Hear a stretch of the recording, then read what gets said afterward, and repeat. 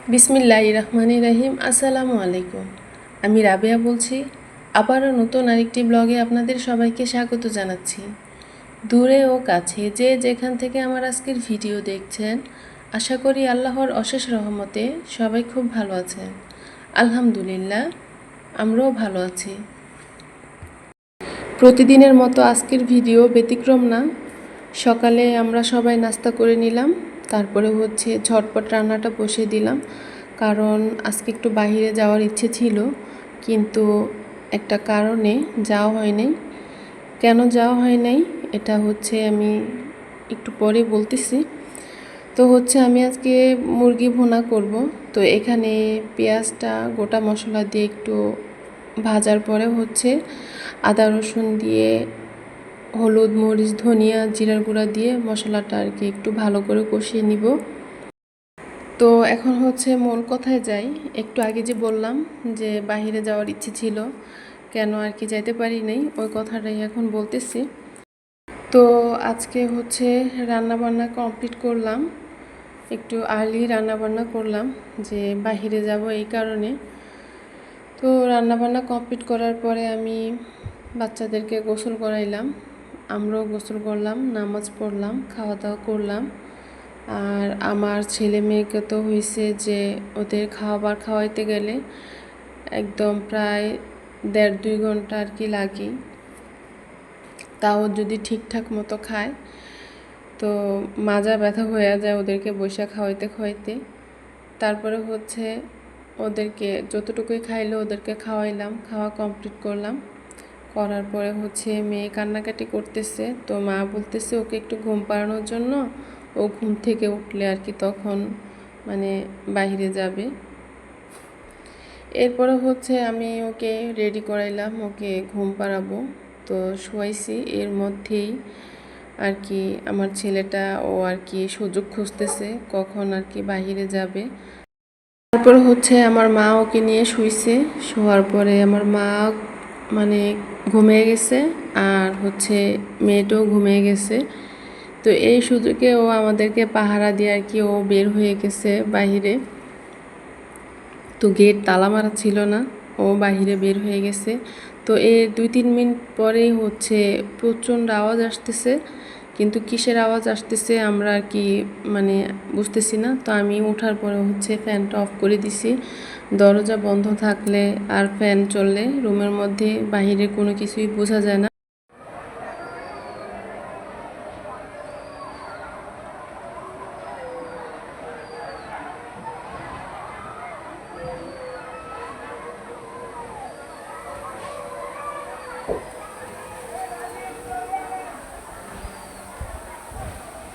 তারপরে মাকে বললাম যে মা বাইরে কিসের চিল্লাপালা হইতেছে, আর রাইয়ান বাইরে চলে গেছে।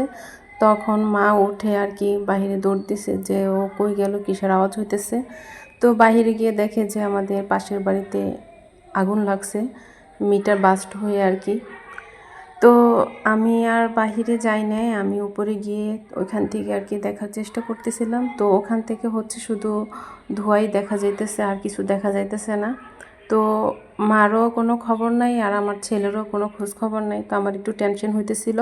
তো এই জন্য আমি গেটটা তালা মেরে আমার মেয়েটাকে নিয়ে একটু বাইরে বের হয়েছি। দেখি যে আমার ছেলে আসতে যেতেছিল না, তো ও ওখানে আগুনের কাছে যাইতে চাইছিল। তো মা ওকে জোর করে নিয়ে আসছে। তো নিয়ে আসার পরে তখন ওই বাড়িতে অনেক মানুষ ছিল, এমনকি রাস্তাঘাটে অনেক মানুষ ছিল।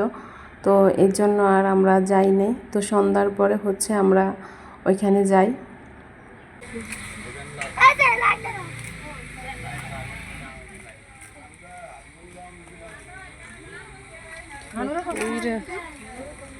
সব কিছু পুইরা একদম ছাই হয়ে গেছে।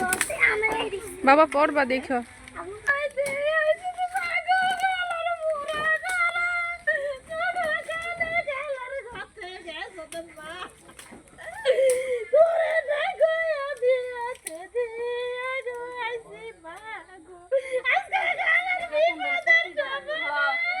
তো আমরা যাই, যাওয়ার পরে দেখি যে একদম সব পুরে ছাই হয়ে গেছে।